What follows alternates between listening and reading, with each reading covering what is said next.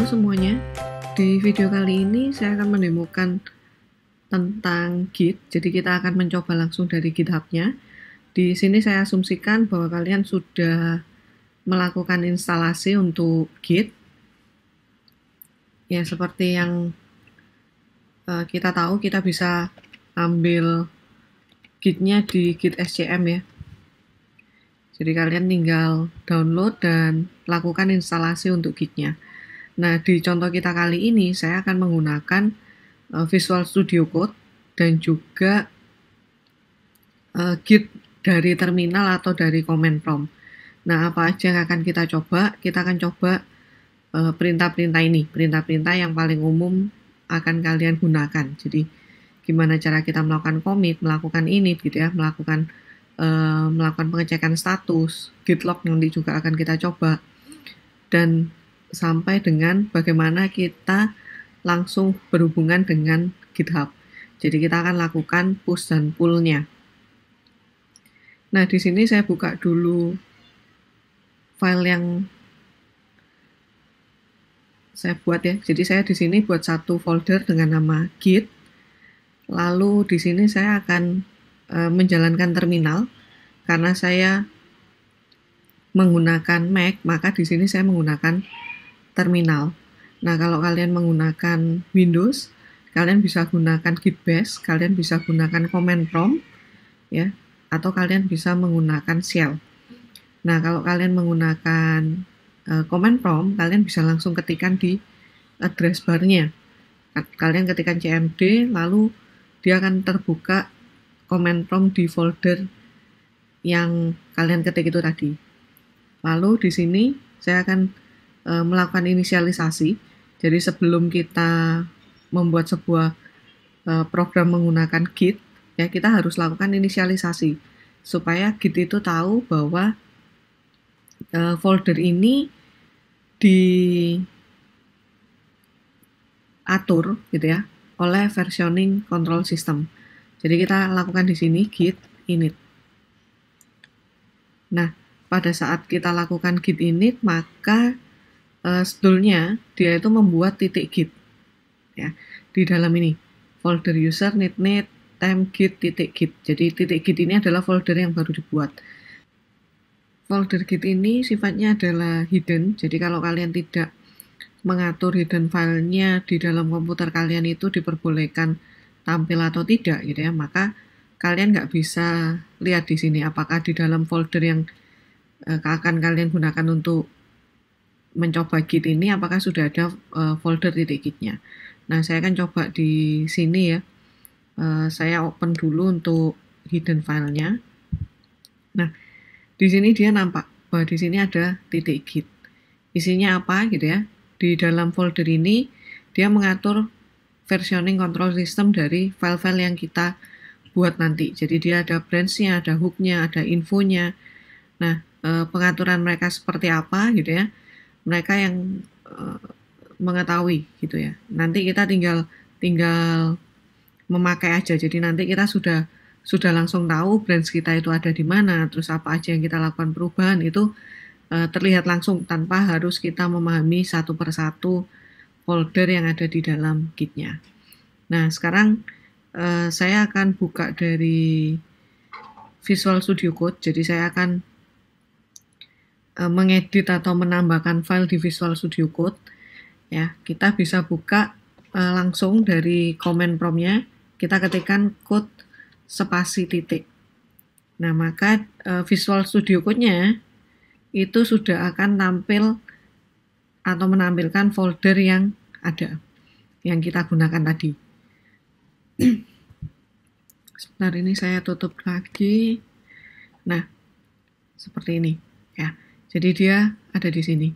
Kita bisa gunakan Git langsung dari terminalnya Visual Studio Code, atau kita gunakan terminal yang terpisah seperti ini. Ya, itu terserah kalian enaknya seperti apa.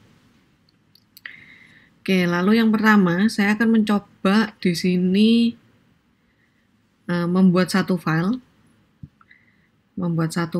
Misalnya saya kasih nama index.html. Nah, index.html. Lalu misalnya saya lihat ya, ini nggak ada isinya gitu ya. Saya lihat di dalam gitnya, apakah di git itu tampil ya. Nah, kita bisa cek dengan git status. Nah, git status di sini menampilkan bahwa kita saat ini ada di branch master, lalu belum di commit ya, no commit yet. Untrack filenya, jadi ada satu file yang ada sekarang di untrack file. Jadi kalau kalian ingat, kita di dalam git itu ada 3 bagian, ada untrack, ada staged gitu ya, dan ada committed. Nah, ini posisinya ada di untrack. Jadi kita harus lakukan git add untuk memasukkan dia ke staged-nya. Nah, git add itu bisa kita lakukan untuk satu file dan bisa kita lakukan untuk keseluruhan file. Jadi kalau di sini file kita itu hanya satu, index.html, sebetulnya kita bisa lakukan git add index.html. Nah, tapi biasanya file-file kita nggak hanya satu gitu, makanya kita bisa langsung git add bintang atau git add bintang titik HTML gitu ya. Berarti semua yang berekstensi HTML itu akan dimasukkan ke dalam git add-nya. Tapi kalau seperti ini berarti semua file apapun extension-nya gitu ya akan ditambahkan di staged-nya. Jadi saya lakukan. Nah, kita bisa cek lagi nih dengan git status. Nah, di git status akan kelihatan bahwa di sini masih belum ada, dia masih ada di branch master, ya, jadi belum ada commit. Lalu di sini ada satu file yang statusnya ada di committed, yang statusnya ada di staged gitu ya, siap untuk dijadikan committed. Kalau di sini kan tulisannya untrack. Kalau di sini sudah change to be committed. Nah, jadi kita bisa lakukan git commit -m untuk memberikan message. Jadi message-nya apa? Misalnya commit 1 ya. Kita lakukan seperti ini. Nah, pada waktu kita lakukan git status, maka kita akan lihat seperti ini. On branch master, nothing to commit, ya, working tree clean. Berarti tidak ada file yang berubah di sini. Semua perubahan sudah dilakukan commit. Jadi di sini sudah terlihat sebetulnya gitu bahwa ada perubahan. Nah, lalu kita akan coba menggunakan GitHub-nya. Jadi kita buka GitHub ya. Kita buka GitHub di sini, lalu kita klik new repository. Ya, kita buat new repository di sini. Misalnya saya pakai coba git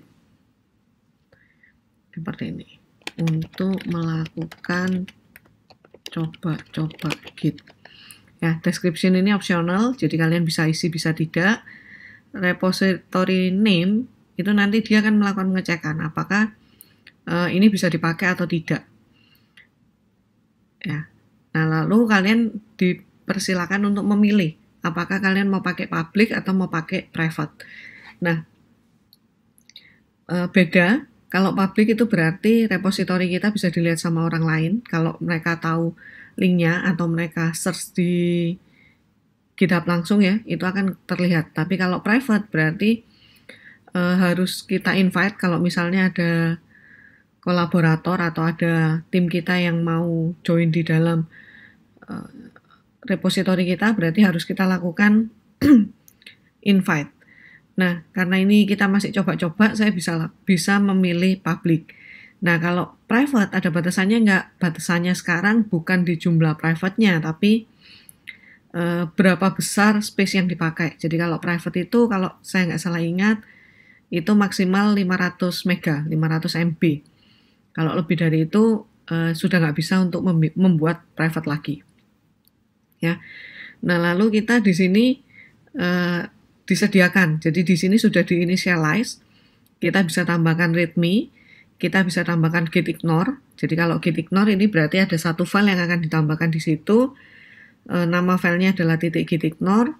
Apa-apa aja yang diignore, yang tidak diatur atau tidak dipedulikan dengan versioning control system atau VCS-nya, itu akan dimasukkan atau didaftar di dalam gitignore. Ya, kalau misalnya kita klik git ignore. Kita bisa pilih. Jadi di sini sudah ada yang standar ya. Biasanya misalnya saya pakai Flutter nih gitu, berarti ada bahasa Dart di sini gitu ya. Kalau Flutter di sini nggak ada. Misalnya Android nih. Kalau saya mau bikin untuk program Android itu biasanya kan ada file yang di-generate secara otomatis gitu. Nah, itu dimasukkan ke dalam git ignore supaya kalau memang tidak ada perubahan, jadi yang berubah hanya pada saat dia di-compile, yaitu git-nya tidak menganggap bahwa di situ ada perubahan. Seperti itu. Ya. Ini saya nggak usah pakai dulu karena saya akan melakukan file standar ya. Lalu kita lakukan create repository. Nah, setelah kita create repository, kita bisa lihat di sini, kita bisa cek pastikan gitu ya. Oh ya, ini public. Lalu di sini kita bisa lihat ya, partisipannya siapa. Nah, terus di dalam sini dia sudah memberikan informasi bagaimana caranya kita mengkonekkan antara GitHub dan Git yang ada di komputer kita. Jadi nanti kita bisa tambahkan remote add ini. Nah, yang dipakai mana? Yang kita pakai adalah yang HTTPS. Ini sudah bisa. Jadi ini bisa kita copy ya, atau kita copy yang ini. Itu juga bisa. Tapi di sini diperingatkan dulu gitu ya, bahwa kalian harus lakukan ini, git init, lalu kalian git commit, tadi sudah kita lakukan ya. Lalu kalian harus lakukan penambahan branch. Karena branch yang ada di GitHub itu adalah branch main. Jadi kita tambahkan dulu di sini. Git branch main min. Ya, kita bisa lihat misalnya git status. Ya, dia posisinya ada di branch main. Lalu nggak ada yang di commit, working tree clean. Kita bisa lihat juga git log.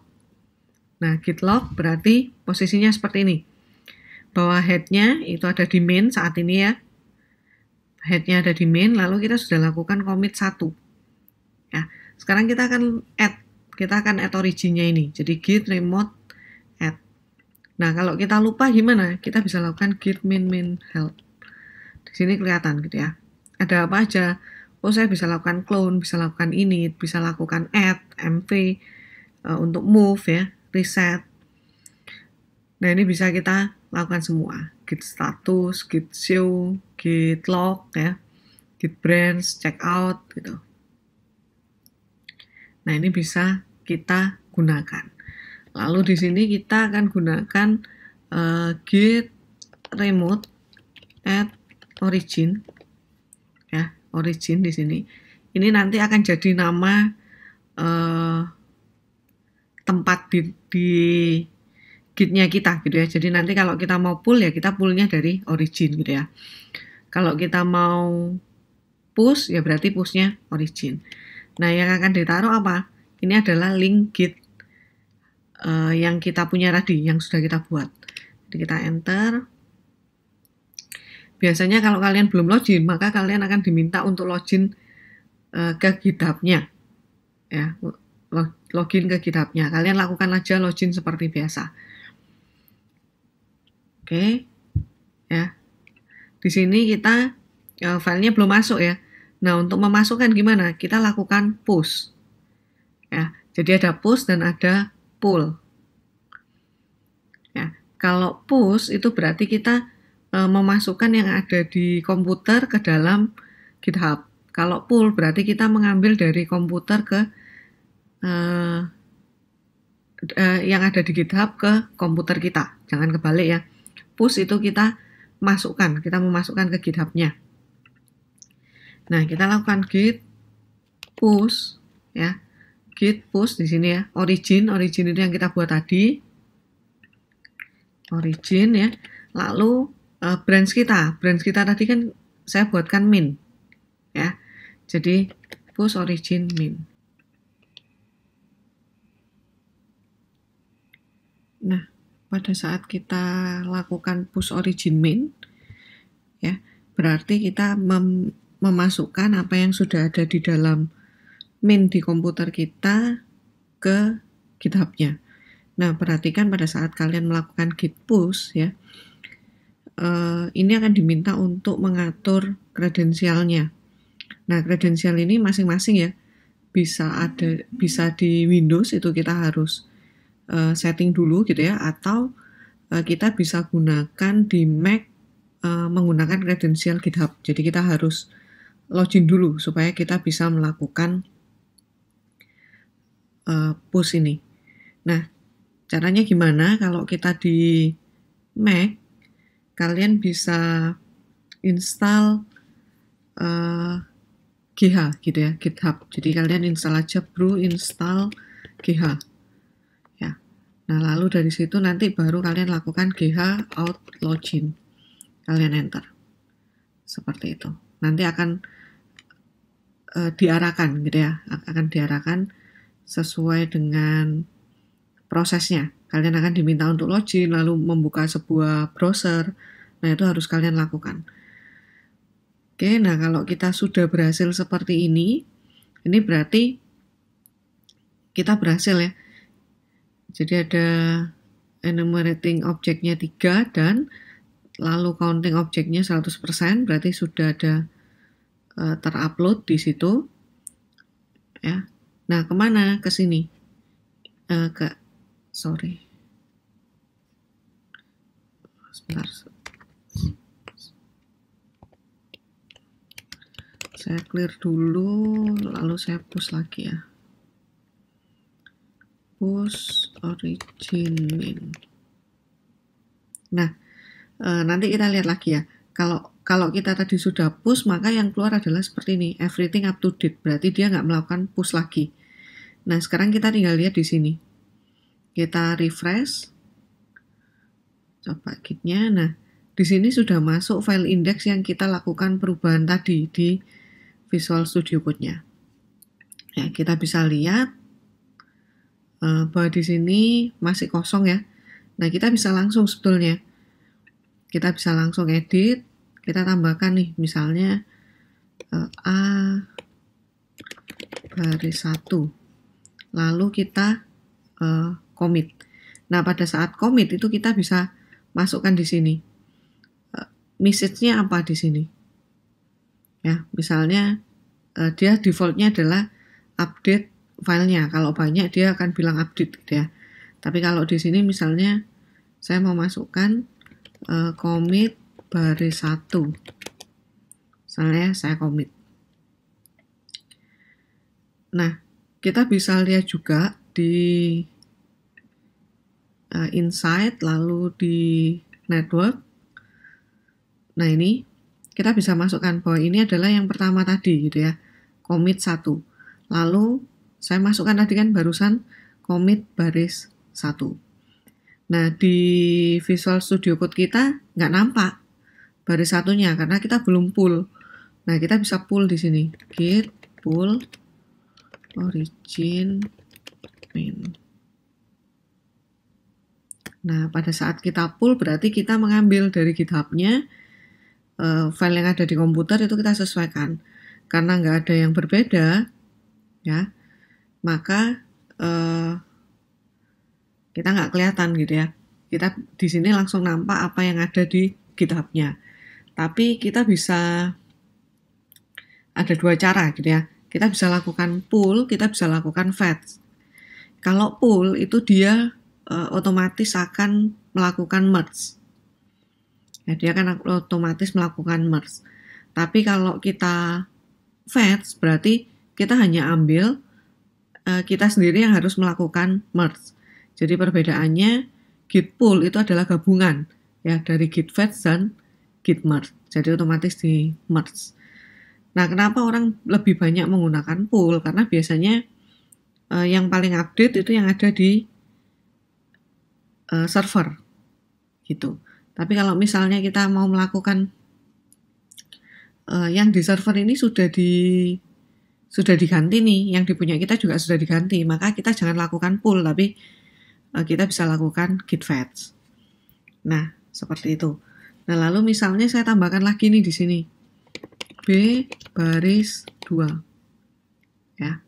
Lalu saya save.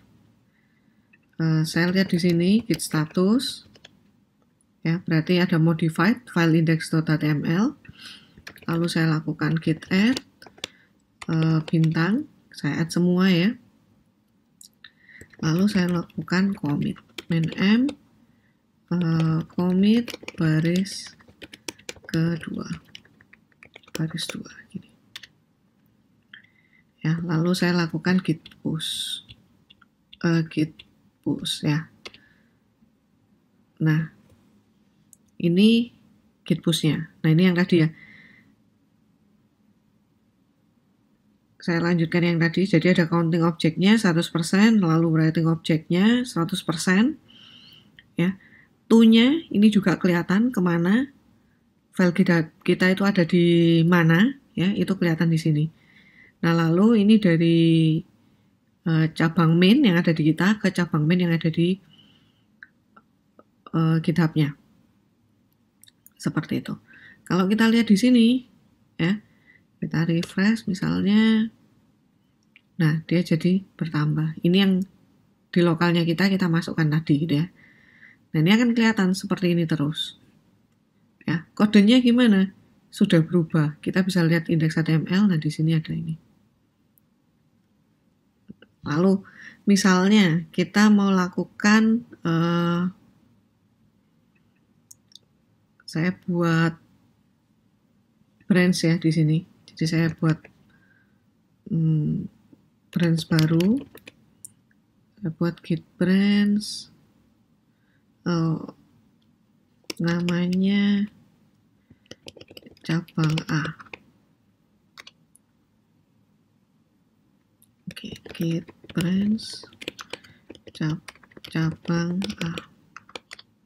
Nah, saya bisa lihat sebetulnya. Saya bisa lihat di git log. Nah, git log-nya di sini kelihatan ya. Jadi ada origin main. Origin itu berarti yang ada di GitHub. Tadi kan kita kasih nama origin. Ya, lalu posisi kita sekarang ada di main. Jadi kalau kita commit, maka yang berjalan itu adalah head. Ya, head-nya di sini. Cabang A-nya tetap ada di sini. Seperti itu. Nah, terus misalnya ini saya tambahkan lagi nih, C baris 3. Ya, saya save, saya commit dulu supaya nanti kelihatan banyak ya. Git add, terus git commit,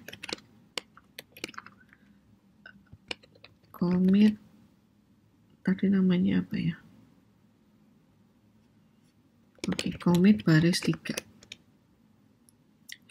Saya kasih, lalu saya tambahkan lagi D baris 4. Ya, saya save. Lalu saya git add. Saya commit langsung supaya cepat. Commit baris 4. Seperti ini.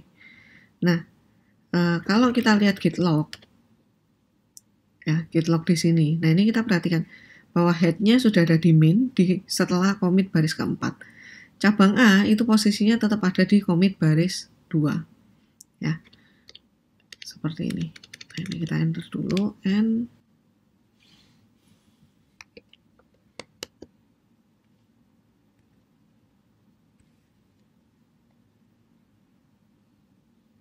nah, dari sini ya kita tadi sudah bisa lihat bahwa di sini ada cabang A dan ada main. Nah, kita bisa lakukan seperti ini, git checkout cabang A. Git checkout cabang A. Nah, otomatis dia berubah posisinya ke cabang A. Ya, kalau misalnya kita mau ke yang terakhir tadi gimana? Kita bisa lakukan git checkout main. Nah, dia kembali ke yang semula. Kalian perhatikan di sini ya, di Visual Studio Code-nya. Jadi, versinya gimana? Ya, ini yang bisa kita lakukan versi gitu ya. Di sini saya punya versi pertama itu adalah cabang A. Lalu versi yang sedang berjalan sekarang itu adalah main. Nah, kita bisa lakukan perpindahan. Git checkout cabang A. Nah, dia berubah gitu ya. Git checkout main, berarti posisi sekarang. Itu bisa kita lakukan ya. Nah, lalu kita bisa push juga. Bentuknya seperti apa gitu ya. Kita coba push nih. Push origin min.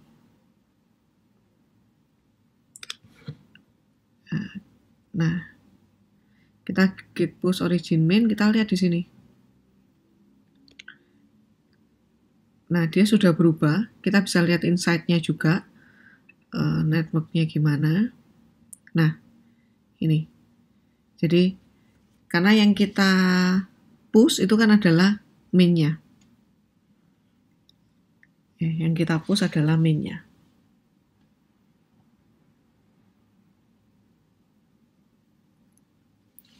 Lalu misalnya di sini ya, kita kembali dulu ke cabang A. Kita kembali ke cabang A nih, ternyata yang sudah kita lakukan dari cabang A ke min itu ada yang salah gitu ya. Ada yang salah. Jadi kita harus kembali ke cabang A, lalu kita lakukan perubahan nih gitu. Misalnya ini baris 2.1, baris 2.2. Ya. Kita save, lalu kita buat git add bintang git commit baris 2.1.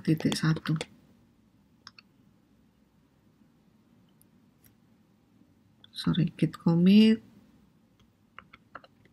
min m. Ya, commit baris 2.1. Kita bisa lihat nih git statusnya. Git lognya, sorry, git log. Ya. Headnya posisinya ada di cabang A. Yang min gimana? Yang min nggak kelihatan karena posisi kita ada di cabang A. Jadi yang kelihatan adalah cabang A ke bawah, ya, cabang A ke bawah. Jadi ini commit baris 2.1 dan seterusnya. Nah, lalu kita coba lagi nih. Kalau misalnya kita check out ke min gimana? Ya, yang baris 2.1, baris 2.2 itu akan hilang. Ya, min misalnya. Nah, hilang. Loh, tapi kan tadi saya mau rubah gitu ya. Ya, kembali aja dulu ke cabang A. Lalu misalnya di sini ternyata saya harus ada penambahan nih gitu ya. BA di sini adalah baris 3.0. Ternyata seperti ini gitu ya. Saya save lagi, saya git add, saya git commit min m, commit baris 3.0. Nah, seperti ini. Lalu saya mau gabung nih. Ya. Saya ternyata yang di main-nya tadi itu juga benar gitu ya. Yang di sini benar, yang di sana juga benar. Nah, maka kita bisa merge di sini. Jadi kita bisa check out dulu ke main supaya nanti merge-nya ada di lanjutannya main ya. Jadi kita bisa lakukan git merge cabang A. Nah, pada saat kita lakukan git merge cabang A, di sini akan kelihatan mana yang baru dan mana yang dirubah gitu. Jadi kita harus melakukan accepting di sini. Di sini kita bisa lihat ya, ada accept current change, accept incoming change, atau accept both change gitu ya. Atau kita nggak mau ngikuti ini nih, kita lakukan sendiri, bisa aja. Kita bisa lakukan misalnya accept both gitu ya. Saya bilang bahwa keduanya itu perlu ditambahkan atau digabungkan semua. Ya. Lalu saya tinggal sesuaikan nih yang benar gimana gitu. Tadi seperti ini ya. Nah, yang benar adalah saya taruh di sini. Gini. Oke. Nah, kalau sudah kita tinggal save. Lalu di sini kita git add bintang. Kita lakukan git commit. Merge A plus min misalnya gini. Nah, lalu saya git push supaya kelihatan ya. Git push origin main. Oke. Nah, di sini saya. Nah, perbedaannya apa? Kita bisa lihat di sini. Ya, pada waktu di sini ini ada percabangan. Ya, ini ada percabangan. Loh, kok bisa dia bercabang? Ya, karena cabang A kita lakukan perubahan tadi. Ya, kita lakukan perubahan. Di sini nggak kelihatan branch-nya ada cabang A. Tapi pada saat kita melakukan tadi di lokal, ya kita lakukan di lokal, kita kan punya cabang A, kita lakukan perubahan, otomatis di sini dia juga bercabang. Jadi ini adalah main-nya, lalu dia bercabang di sini. Nah, setelah itu ini ada tanda panah ini adalah merge-nya. Seperti itu.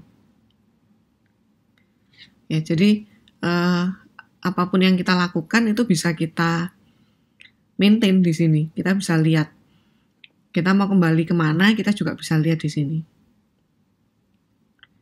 Ya, ini sudah jauh lebih enak ya. Jadi kalau misalnya kita punya versi 123 ya kita nggak perlu bikin file A versi 1, file B versi 1 gitu ya. Tapi kita masukkan aja di sini. Dan ini tidak hanya bisa satu file. Jadi misalnya kita di sini tambahkan satu file lagi,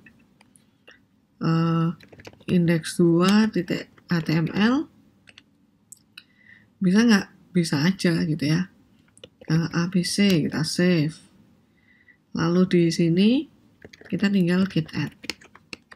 Kalau mau lihat ya, gimana statusnya? Kalian lihat gini. Nah ini tinggal kita git add. Git commit main m tambah index 2 ya. Nah saya bisa push supaya kelihatan nih. Nah ini yang terjadi gitu ya. Nah posisi di sini gimana? Code-nya sudah ada dua file, ini index dan index 2. Kalau kita lihat dari tampilannya apa? Nah, kita bisa lihat di sini. Oh, ini merge A plus main gitu ya. Ini tambah index 2. Ini commit baris 3.0. Ini commit baris 2.1. Nah, kalau kalian perhatikan di sebelah kanan, paling kanan ya, itu ada 8E, 3E, F1B. Nah, itu adalah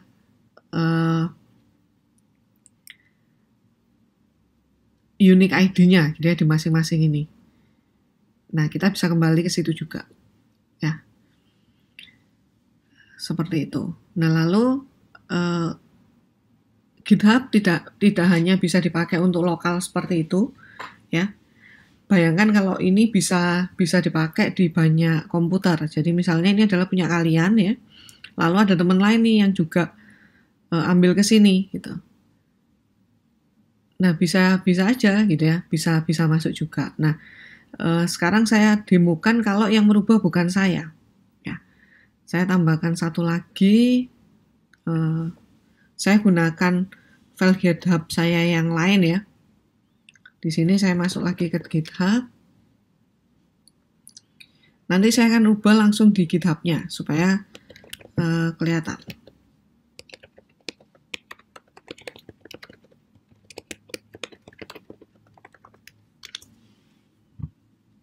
Oke, nah ini saya sudah masuk ya. Nah, kodenya saya ambil nih. Saya ambil ya, saya buka di sini. Saya buka di sini. Lalu saya lihat nih masing-masingnya. Saya mau rubah nih misalnya indeks 2-nya. Ya, indeks 2-nya saya lihat, oh salah ini datanya salah gitu. Saya bisa lakukan perubahan di sini. Saya rubah misalnya DEF, GHI, JKL. Ya, ini harusnya isinya ini. Lalu saya bilang di sini, saya kasih nama misalnya penambahan karakter. Lalu saya bisa kasih deskripsinya, kesalahan ada pada titik 2 ini ya. Lalu saya propose change. Jadi saya tidak bisa merubah langsung, tapi yang saya bisa lakukan adalah saya propose change. Saya propose. Nah, lalu saya create pull request. Pull request-nya sama ya, ini sudah. Kita tinggal langsung create pull request. Nah, kita bisa lihat di sini ya bahwa ini this brand has no conflict with the base brands. Jadi yang saya rubah itu di sini nggak ada konflik. Nah, yang punya Git-nya tahu nggak kalau ada yang melakukan perubahan gitu? Tahu. Kita coba refresh ini dulu ya. Kita refresh. Nah, di sini kelihatan bahwa ada pull request. Berarti ada orang lain di luar sana yang menyarankan untuk perubahan di dalam file kita. Kita bisa lihat pull request. Oh, di sini ada permintaan perubahan nih gitu. Sama siapa? Di sini namanya Anita Purbowo gitu, sesuai dengan ini. Ya, sesuai dengan ini. Nah, lalu kita juga bisa lihat ya kapan dirubahnya. Nah, kita bisa lihat. Ini tadi kan nama yang saya kasih ya, penamaan karakter, lalu deskripsinya saya kasih kesalahan ada pada sekian-sekian. Nah, saya bisa lihat di sini.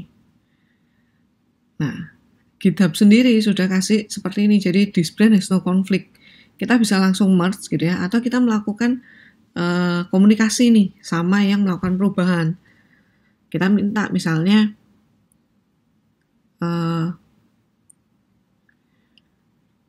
dasarnya apa? Dasarnya apa untuk kesalahan tersebut? Misalnya gitu ya. Saya komen. Nah, di sini itu akan langsung masuk. Ya, jadi saya bisa berkomunikasi. Dan yang melakukan perubahan juga bisa membalas, misalnya kesalahan penulisan saja. Ya, saya komen lagi. Di sini juga akan langsung masuk. Nah, kesalahan penulisan saja. Kalau misalnya kita sudah oke, gitu ya. Kalau ini hanya kesalahan penulisan dan kita lihat kita mau lakukan merge, kita tinggal klik. Nah, tinggal klik lalu confirm merge. Tapi hati-hati ya, pada saat kita merge, kita harus lihat dulu benar nggak yang dirubah. Nah, lalu di yang meminta perubahan itu akan kelihatan ini. Pull request successfully merge and close. Jadi ini ya. Jadi dia tahu juga bahwa perubahan itu sudah diterima. Sudah diterima dan di-merge-kan ke dalam GitHub ini. Nah, ini adalah merge. Nah, kalau kita lihat di insight-nya, network, nah, kita bisa lihat ada cabang lagi nih di sini.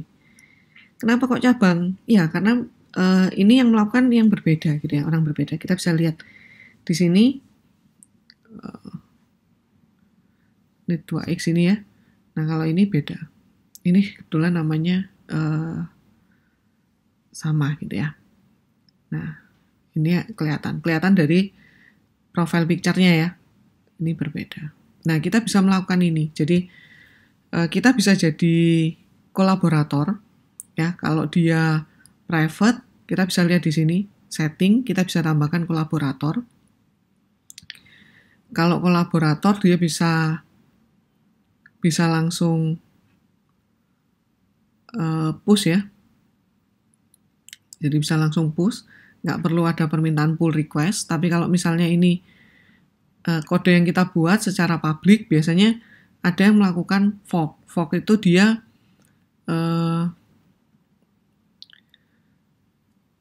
clone ya. Dia mengcloning ke GitHub-nya dia. Nah, di sini kelihatan kontributornya untuk file ini kelihatan di sini. Jadi kalau kalian mau jadi banyak kontributor, carilah open source yang ada di GitHub. Sekecil apapun itu akan dijadikan kontributor. Nah, jadi kalau misalnya kita cari cari source code ya di GitHub, kita bisa lihat dari kontributornya dan dari keaktifannya. Jangan-jangan yang ada di GitHub ini sudah nggak aktif gitu. Jadi kalian cari aja, biasanya yang kontributornya banyak, ininya akan lebih aktif gitu karena dia dikerjakan beramai-ramai. Ya, jadi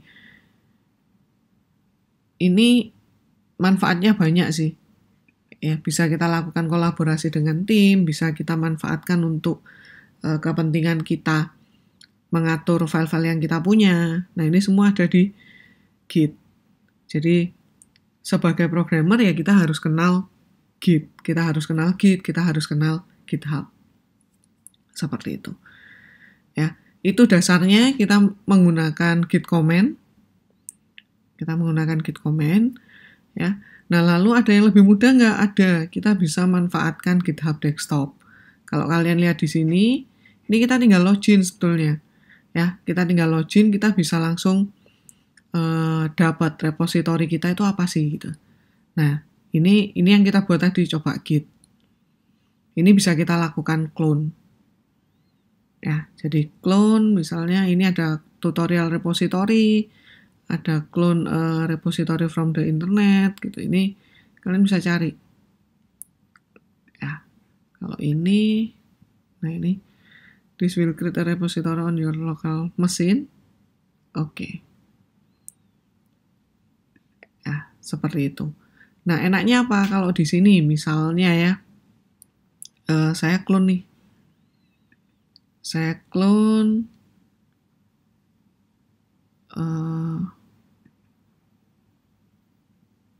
Jobgit lah. Saya clone Jobgit gitu ya. Saya pilih di mana posisinya. Jadi misalnya ini saya masukkan di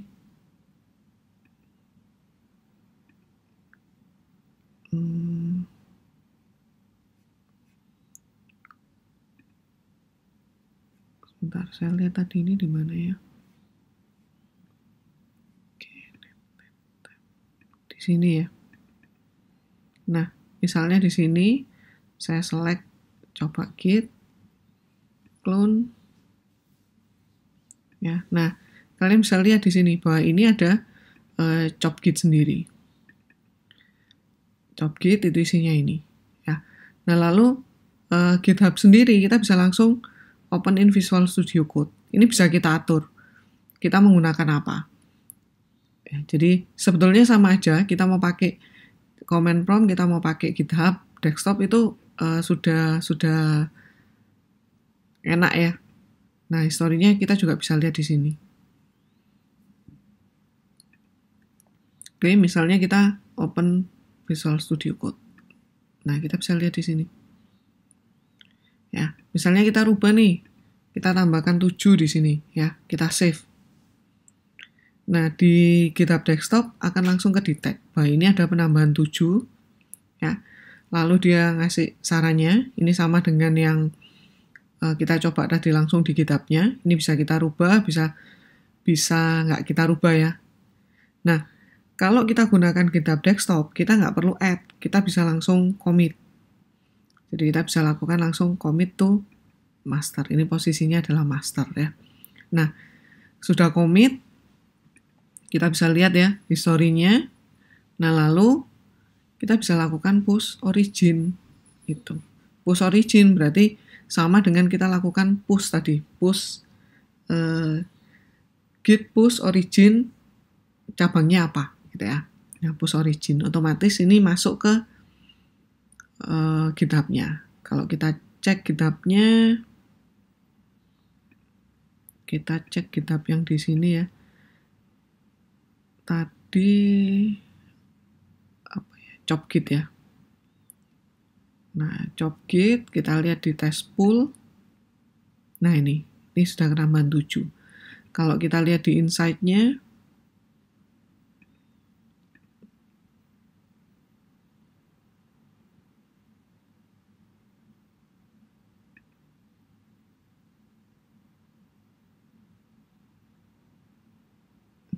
oke, ini nggak bisa ya.